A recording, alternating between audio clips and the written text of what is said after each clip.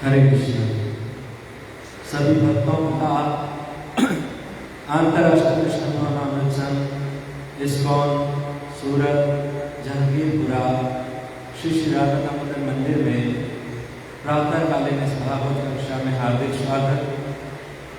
आज हम जानते हैं हमारे पंच तत्व, जिसमें गदाधर पंडित यानी श्रीमती राधा रानी का आविर्भाव। वैष्णव भक्त जो होते हैं वो इस दिन को बहुत ही उत्साहपूर्वक ऐसे ही मनाते हैं जैसे श्रीमती राधा रानी के जन्म का उत्सव मनाते हैं। और हमारे मायापुर में तो ये उत्सव बहुत ही धूमधाम से होता है। जैसे हम जानते हैं कि मंत्र हम बोलते हैं माला जपने से पहले ही, जय श्री कृष्ण चैतन्य प्रभु नित्यानंद श्री अद्वैत गदाधर शिवासादि शिवोर भक्तवृंद, और उसके बाद हम माला प्रारंभ करते शुरू करते हैं, ताकि हमारे अंदर कुछ त्रुटियाँ हों या कोई अपराध हो, या माला करते समय हम बात करते हैं या मन इधर उधर भागता है तो उन अपराधों की क्षमा मिल जाए। इसलिए हमें माला करने से पहले पंच तत्व प्रणाम करते हैं। और ये पंच तत्व हैं कौन? जब हम पंच तत्व को प्रणाम करते हैं तो कौन सा मंत्र बोलते हैं? पंच तत्व कम कृष्ण भक्त रूप स्वरूपम भक्ता अवतार भक्ताख्यम नमामि भक्त शक्तिकम। ये पंच तत्व में सबसे पहले तत्व जो कौन है वो चैतन्य महाप्रभु। कौन? भक्त रूप। गौरंग महाप्रभु जो है वो भक्त रूप है। उसके बाद दूसरे तत्व जो है वो नित्यानंद है और वो भक्त स्वरूप के रूप में है। उसके बाद तीसरे तत्व जो है अद्वैत आचार्य, और वो जो है भक्ता अवतार, भक्त के अवतार रूप में। और चौथे तत्व जो है वो भक्त शक्तिकम, अर्थात श्रीमती राधा रानी भगवान की शक्ति। और पांचवें तत्व जो है वो है भक्त अर्थात श्रीवास नारायण। ये पांच तत्व जब हम प्रणाम करते हैं उसमें जो गदाधर पंडित हैं वो हैं श्रीमती राधा रानी। ये गौर गणोदेश में वर्णन है कि श्रीमती राधा रानी प्लस श्रीमती ललिता प्लस श्रीमती ललिता विशाखा, ये तीनों का मिलित होता है श्रीमती राधा रानी का गदाधर पंडित, राधा ललिता विशाखा, और ये मिलकर के मिलित होता है गदाधर पंडित। गदाधर पंडित का जन्म कब हुआ? हम जानते हैं चैतन्य महाप्रभु का जन्म सन 1486 फाल्गुन पूर्णिमा के दिन हुआ। और गदाधर पंडित का जन्म हुआ चैत्र मास में और वैशाख अमावस के दिन, उसी सन में यानी 1486, यानी चैतन्य महाप्रभु से लगभग 44 या 45 दिन छोटे हैं गदाधर पंडित। कोई बोलता है कि 1 साल छोटे हैं, परंतु 1 साल क्यों बोला जाता है? क्योंकि चैत्र मास जो होता है वहाँ से नया साल, शास्त्र के आधार पर नया साल चालू होता है। जैसे हम 31 बोलते हैं ना, दिसंबर 31 और 1 जनवरी, ऐसे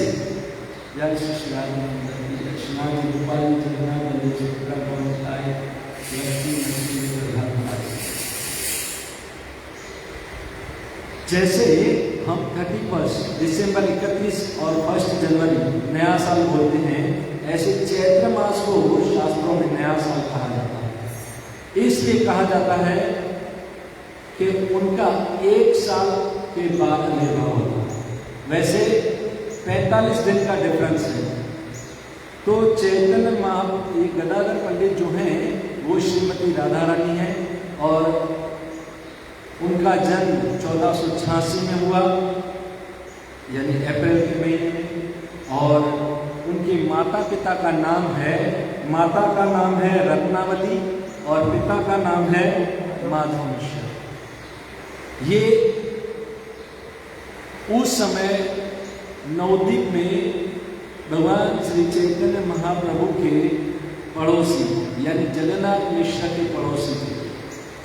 और उनकी माता जो है रत्नावली, वो शक्ति माता को अपनी बहन के समान मानती और उनके घर आना जाना रहता था। अपनी सगी बहन से भी ज़्यादा उनसे संबंध था। और चैतन्य महाप्रभु और गदाधर पंडित वो पड़ोस में रहने के कारण सखा रूप में गदाधर पंडित उनसे प्रेम करते थे। एक ही स्कूल में आना जाना या साथ में मित्रता या खेलना, वो उनके बिना नहीं रह सकते थे। गदाधर पंडित चैतन्य महाप्रभु के बिना नहीं रह सकते थे और चैतन्य महाप्रभु गदाधर के बिना नहीं रह सकते थे। एक दूसरे के बिना एक क्षण भी नहीं रह सकते थे, इतना प्रेम था उन दोनों के बीच। ऐसा साख्य भाव में संबंध था। परंतु जो कि चैतन्य महाप्रभु जो थे वो नटखट, चंचल, पंडित और विद्वान थे। और गदाधर पंडित कौन थे? वो शांत स्वभाव के थे, गंभीर थे, सौम्य थे, नम्र थे, निर्मल थे और एकांत में रहने वाले थे, शांति से रहने वाले। इसलिए महाप्रभु जो थे, निमाई जो थे, गदाधर पंडित के पास जाते थे और हंसते हंसते उनके मजाक में उनसे तर्क वितर्क करते थे। बार बार ऐसे प्रश्न पूछते थे तो गदाधर पंडित को अच्छा नहीं लगता था, इसलिए वो थोड़े दूर रहते थे। पर चैतन्य महाप्रभु उनको तब भी बार बार पकड़ करके खींच के लाते थे। उस समय गदाधर पंडित सोचते थे ये इतने तर्क वितर्क करते हैं, इतने विद्वान हैं, पंडित हैं, काश ये कृष्ण के भक्त बन जाए तो कितना अच्छा लगेगा, काश ये वैष्णव बन जाए तो कितना अच्छा लगेगा। तब चैतन्य महाप्रभु गदाधर को कहते थे, देखना एक दिन ऐसा वैष्णव बनूंगा ना, ब्रह्मा और शिव जी को यहाँ आना पड़ेगा, तुम देख लेना गदाधर। ये महाप्रभु को बोलते थे। तो जो गौर लीला महाप्रभु की चल रही थी यानी कृष्ण की, उसमें सबसे मुख्य जो पार्षद थे वो थे गदाधर पंडित राधा रानी। क्योंकि उस समय चैतन्य महाप्रभु ने संन्यास रूप का अवतार लेकर धरती पर आए थे, इसलिए उनके साथ गोपी बन करके नहीं, उनके साथ उनका मुख्य प्रेमी, पार्षद, मित्र, साख्य भाव में रह करके राधा रानी ने उनसे प्रेम किया। और जहाँ रहते थे ना, वहाँ पर मुकुंद दत्त थे।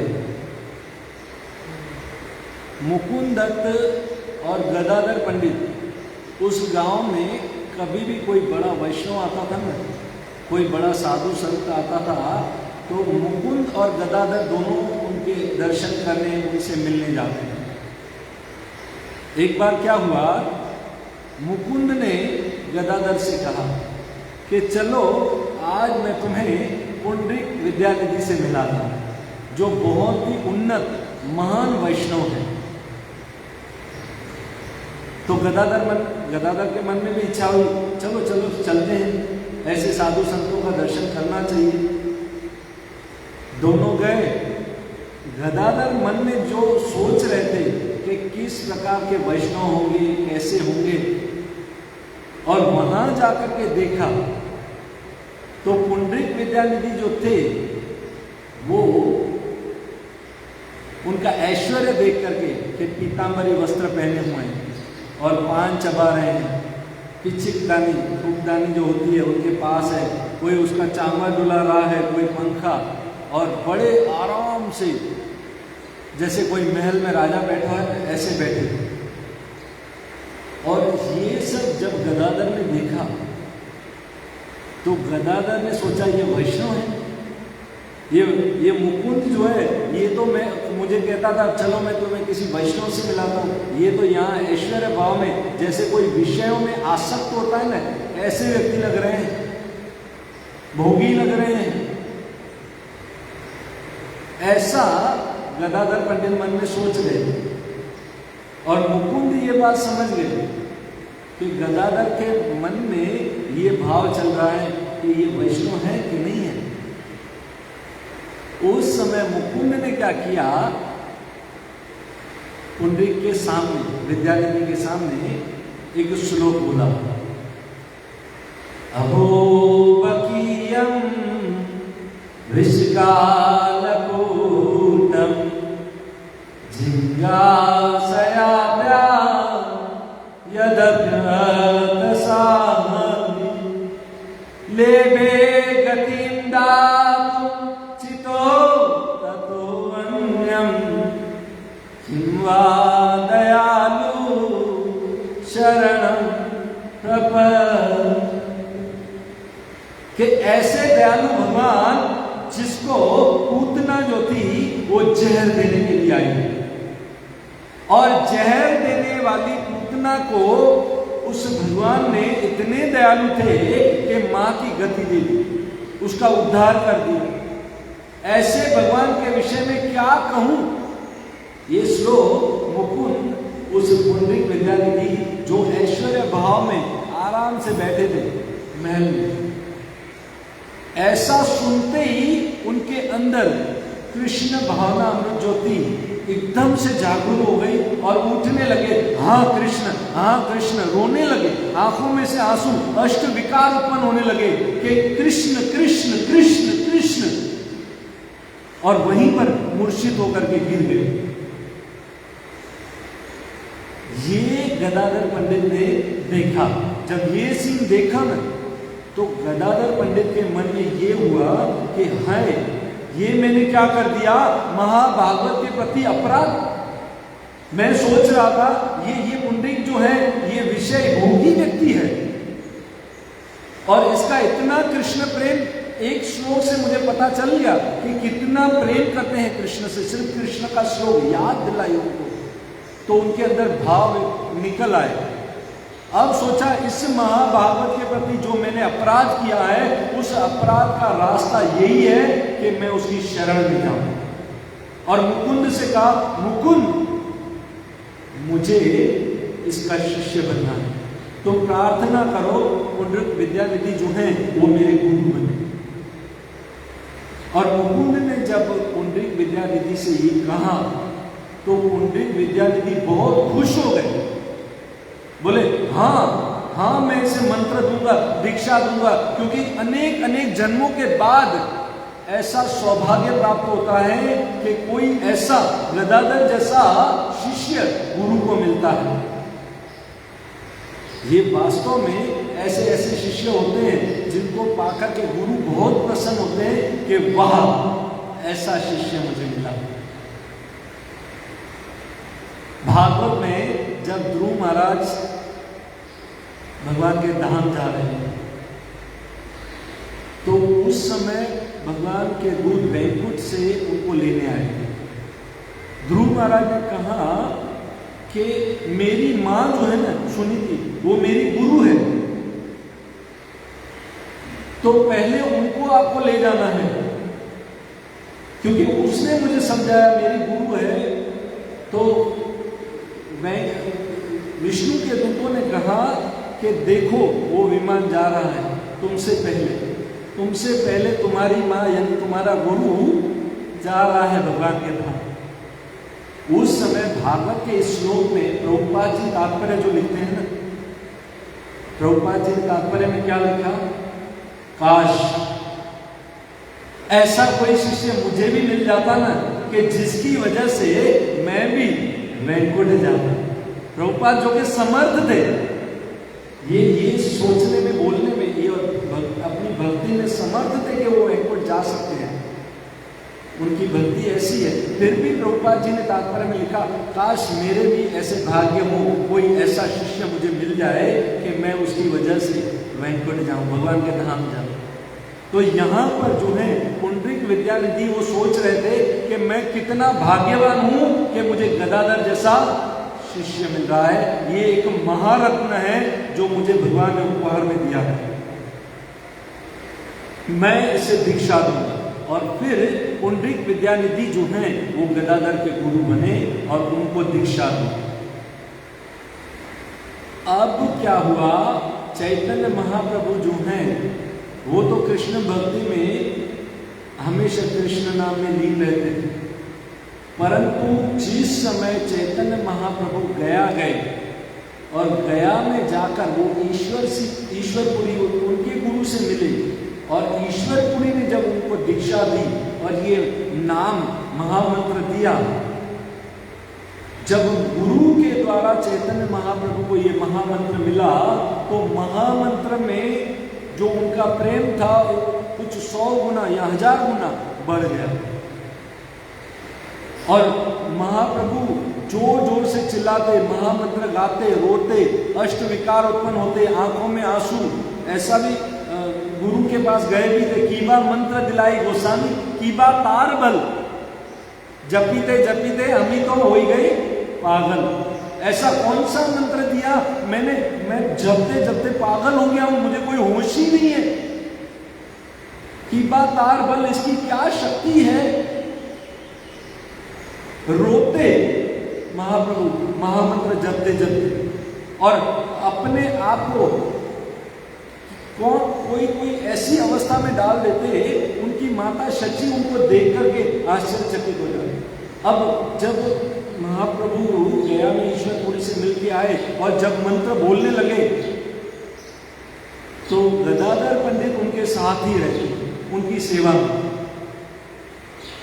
और उस समय चैतन्य महाप्रभु के लिए पान लेने के लिए, पान लेकर के जब आए और चैतन्य महाप्रभु कृष्ण कृष्ण कृष्ण कृष्ण में लीन थे, तो अचानक से गदाधर को देखा। गदाधर को बोला, कहाँ है पीत वस्त्रधारी वो श्याम सुंदर, वो कृष्ण कहाँ है, मुझे अभी के अभी मुझे मिलाओ, दिखाओ।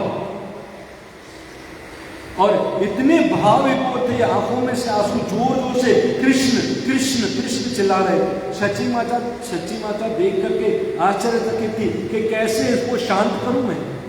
पर वहां पर गदाधर पंडित खड़े।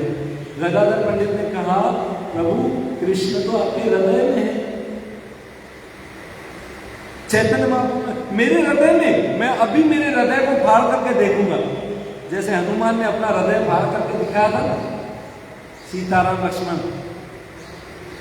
उस समय चैतन्य महाप्रभु अपनी छाती को फाड़ रहे थे और गदाधर पंडित जो थे वो देख करके डर गए।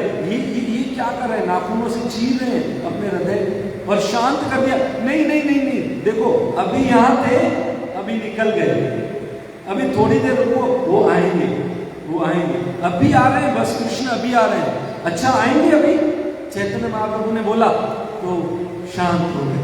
और ये सीन शची माता देख रही थी। शची माता ने कहा, वाह, गदाधर पंडित जो हैं वो चैतन्य महाप्रभु को कंट्रोल कर सकते हैं, क्योंकि आज तक हम में से कोई भी ऐसा नहीं है जो चैतन्य महाप्रभु जब अष्टविकार भाव में आ जाते हैं तो उनको कोई कंट्रोल कर पाए। हे गदाधर, तुम हमेशा गौरंग महाप्रभु मेरे निमाई के साथ रहे। तब से गदाधर पंडित जो थे वो चैतन्य महाप्रभु के साथ ही रहते थे, उनकी देखभाल करते थे और उनके मुख से कथा सुनते थे। एक बार क्या हुआ था, शुक्लंबर ब्रह्मचारी था और शुक्लंबर ब्रह्मचारी के घर में कथा हो रही थी। अब कथा होने वाली थी, जय श्री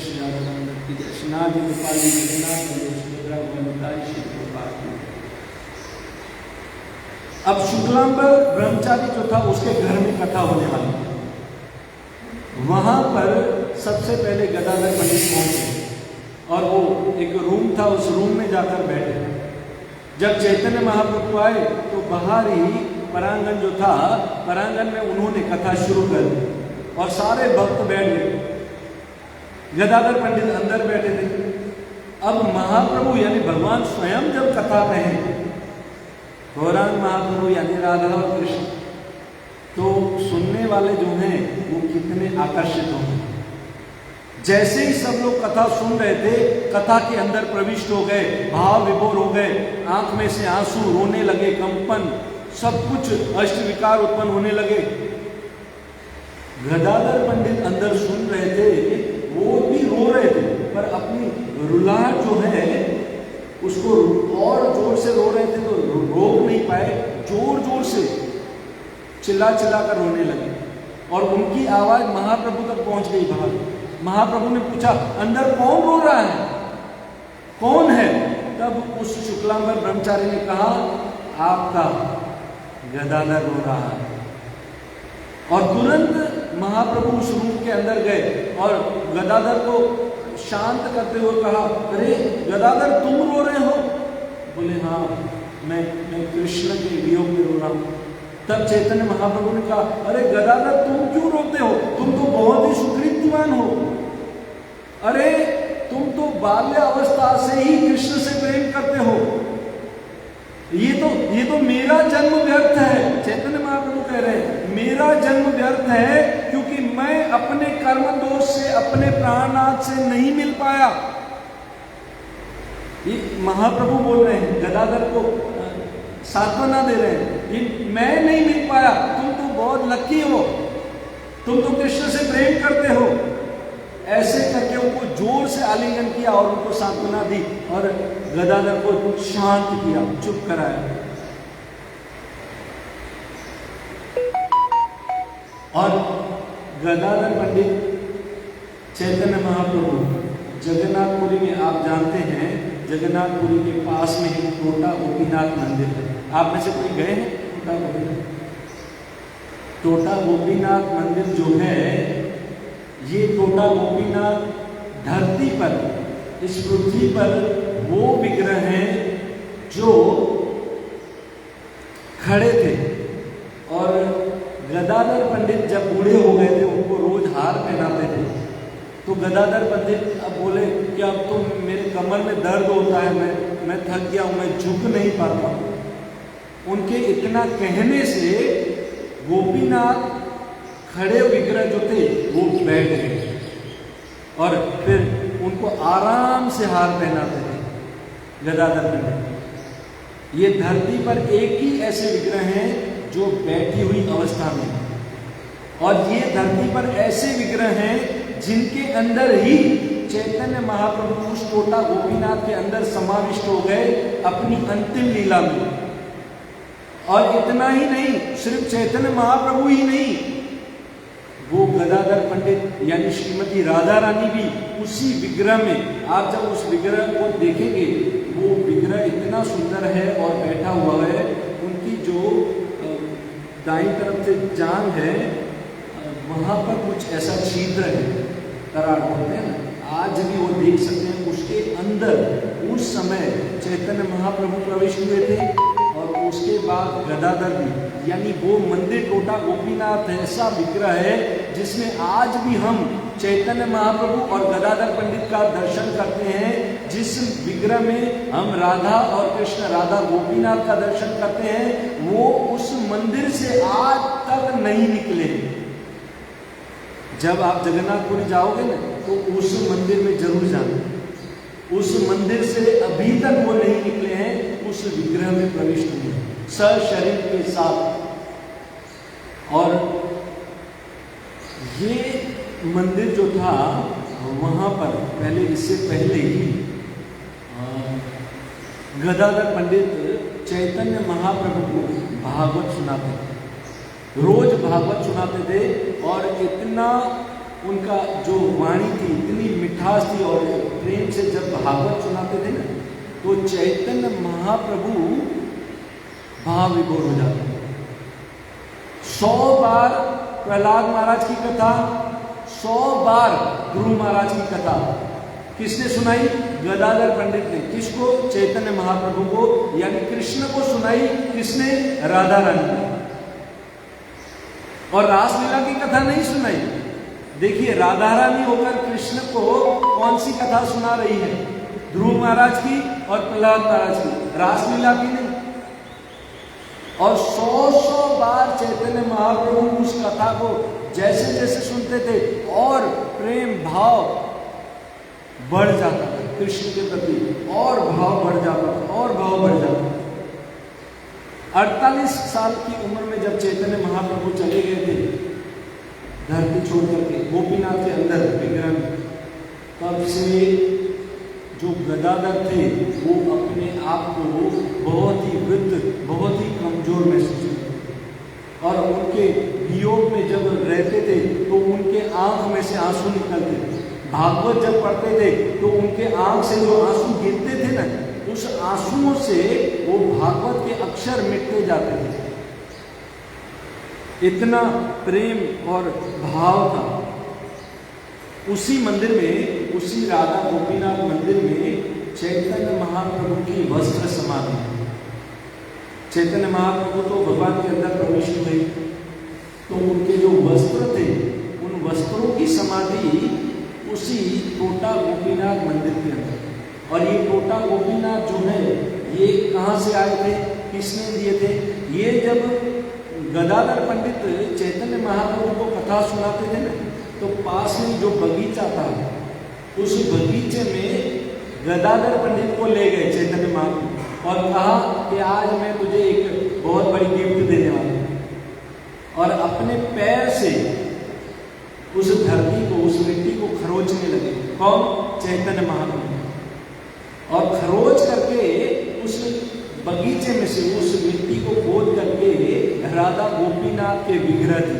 किसको? गदाधर पंडित को। और कहा ये विग्रह मुझसे अभिन्न है। देखिए धरती पर ये विग्रह आज भी हैं जो चैतन्य महाप्रभु ने श्रीमती राधा रानी को दिए, यानी गदाधर पंडित को। और राधा रानी ने विग्रह अपने हृदय से निकाले थे, वो किसको दिए थे? श्यामानंद पंडित को, श्री राधा श्याम सुंदर वृंदावन में। और चैतन्य महाप्रभु ने जो विग्रह दिए गदाधर पंडित को यानी राधा रानी को, वो विग्रह है गोपीनाथ, जो बैठे हुए विग्रह है आज भी धरती में। जो लोग विग्रह को नहीं मानते ना, ये तो पत्थर की मूर्ति है, ये तो लकड़ी है, आप तो अर्चा विग्रह की, आप तो मूर्ति की पूजा करते हो, उनके लिए एक बड़ा चैलेंज है। तुम्हारे नसीब में पत्थर है, इसलिए तुम्हें ये बंसी वाला पत्थर दिखाई दे रहा है। तुम्हारे नसीब में अगर भगवान हो ना, तो ये बंसी वाला, ये मुरलीधर है ना, ये तुम्हें भगवान दिखाई दे रहा है। मानते हैं बहुत सारे लोग आते हैं मंदिर में, ये आप लोग तो पत्थर की पूजा करते हो, आप तो मूर्ति की पूजा करते हो, आप तो अर्चा विग्रह की सेवा करते हो। उनके लिए ये बहुत बड़ा चैलेंज है, क्योंकि ये सबसे बड़ा आश्चर्य है ना, भगवान पत्थर के रूप में विग्रह हैं और बैठ गए। अभी कोई विग्रह हो, आप उसको बना है, उसको आप बिठा के दिखाएंगे? कोई कलाकार भी होगा ना जो विग्रह बनाता होगा, उसी विग्रह को बिठाकर नहीं बता सकता। जिसने बना दिया हो विग्रह, उसको बोलो अब आसन में इसको बिठा दो, तो कितना भी अपनी बुद्धि लगा दे, उसको बिठा नहीं सकता। ये एक चैलेंज है उन मायावादियों के लिए, या जो भगवान को पत्थर मानते हैं उनके लिए, कि विग्रह के रूप में भगवान हमारी सेवा को कैसे स्वीकार करते हैं। उसी मंदिर के अंदर चैतन्य महाप्रभु की वस्त्र समाधि है और गदाधर पंडित की एक दंत समाधि, यानी दांत होता है ना, गदाधर पंडित का एक दांत निकाल करके उनकी समाधि है वृंदावन में, श्री गोपाल जी का मंदिर है वहां पर। क्योंकि गदाधर पंडित भी सशरीर गोपीनाथ के अंदर प्रविष्ट हुए और चैतन्य महाप्रभु सशरीर गोपीनाथ के अंदर प्रविष्ट हुए। अब जब चैतन्य महाप्रभु जगन्नाथपुरी में थे, तो जगन्नाथपुरी में रोज ये तीनों चैतन्य महाप्रभु, गदाधर और नित्यानंद साथ में रहते थे। रोज जगन्नाथपुरी में जगन्नाथ जी के दर्शन करते थे। सुबह चैतन्य महाप्रभु हरिदास ठाकुर से मिलने जाते थे और फिर प्रसाद लेकर के कुछ थोड़ी देर विश्राम करके दोपहर को गदाधर पंडित के पास कथा सुनने, भागवत कथा सुनने जाते थे और कई घंटों तक वो भागवत कथा सुनते थे। गदाधर पंडित ने क्या किया, वहां पर क्षेत्र संन्यास ले लिया कि मैं इस जगन्नाथपुरी को छोड़ करके कभी नहीं जाऊंगा। क्योंकि गदाधर पंडित मन में सोच रहे थे जैसे नित्यानंद प्रभु को महाप्रभु ने प्रचार करने के लिए बंगाल भेज दिया और चैतन्य महाप्रभु को आदेश था उनकी मां सची का कि जगन्नाथपुरी छोड़ करके कभी बाहर मत जाना। तो गदाधर सोच रहे थे मैं भी जगन्नाथपुरी छोड़ करके नहीं जाऊं, इसलिए उन्होंने क्षेत्र संन्यास लिया कि मैं कभी भी जगन्नाथपुरी को छोड़ करके, क्षेत्र को छोड़ करके कभी भी बाहर नहीं जाऊंगा। और जब वहां से चैतन्य महाप्रभु वृंदावन जा रहे थे तो गदाधर पंडित ने कहा कि मैं भी चलूंगा। तब चैतन्य महाप्रभु ने कहा देखो तुमने क्षेत्र संन्यास लिया है, याद दिलाया, फिर भी बोले नहीं नहीं मैं तो चलूंगा। बोले देखो तुम्हें यहाँ गोपीनाथ की सेवा करनी है, टोटा गोपीनाथ यहाँ है, मैंने तुम्हें विग्रह दिए हैं, वो मुझसे अभिन्न है, तुम्हें उनकी सेवा करनी है। फिर भी नहीं मान रहे थे गदाधर, नहीं मैं आपके साथ चलूंगा। चैतन्य महाप्रभु ने कहा अगर तुम मेरे साथ चलोगे तो तुम मेरे हृदय को ठेस पहुंचाओगे, मेरा अपमान कर रहे हो, मेरी बात को नहीं मान रहे हो, मैं तुम्हें आदेश देता हूं तुम यहां रहोगे। और फिर गदाधर पंडित उसी गोपीनाथ के मंदिर में रहते थे और उन गोपीनाथ की सेवा करते थे। एक बार क्या हुआ, उस गोपीनाथ के मंदिर में जब रह रहे थे गदाधर पंडित, तो वहां पर नित्यानंद प्रभु आए। उस समय गदाधर पंडित भागवत पढ़ रहे थे और भागवत को छोड़ करके उठ करके खड़े हुए और जोर से नित्यानंद प्रभु को आलिंगन किया, उनको प्रणाम किया, उनसे प्रेम से बातचीत, कृष्ण की बातों का आदान प्रदान हुआ। वैसे कभी भी देखो आप किसी भी लीला में ऐसे नहीं सुनोगे। गदाधर यानी राधा रानी और नित्यानंद यानी बलराम जी, वो दोनों एक साथ एक लीला में नहीं थे, क्योंकि जहां से राधा रानी जाती थी वहां पर बलराम जी उनके चरणों के चिन्ह देख लेते थे तो दूसरा रास्ता पकड़ लेते थे ब्रज लीला में। और जहां से राधा रानी जाती थी और बलराम जी के चरण चिन्ह देख लिए तो वहां से रास्ता बदल लेते थे, कभी भी एक दूसरे के पीछे रास्ता नहीं पकड़ते थे। और यहाँ पर नित्यानंद प्रभु यानी बलराम जी, वही बलराम जी नित्यानंद प्रभु के रूप में और वही राधा रानी गदाधर पंडित के रूप में एक दूसरे के सामने वो एक दूसरे को आलिंगन करके प्रेम से मिले। गदाधर पंडित ने पुरुष, स्त्री का नहीं पुरुष का रूप धारण किया है राधा रानी। क्यों?